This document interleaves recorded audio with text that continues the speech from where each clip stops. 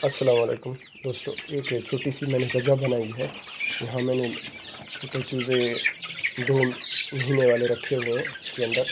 आप ये बस जगह देखिए, बस हल्की सी जगह, नीचे फटे हैं, ऊपर ये जाली है, और ये जाली है, ये जो है दरवाज़ा है, ऊपर ये भी हल्की सी जाली लगाया हुआ है।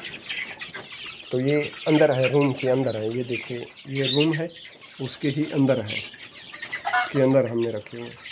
ये जो है 3 महीने के बच्चे हैं, 3 महीनों के। ये देखें माशाल्लाह। और ये जो है 2 महीने के बच्चे हैं।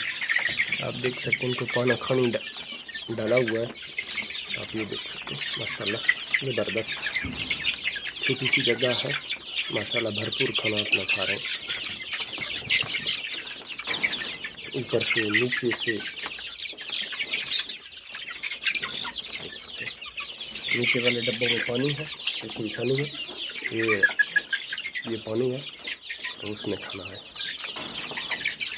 देख सकते हैं माशाल्लाह, ज़बरदस्त।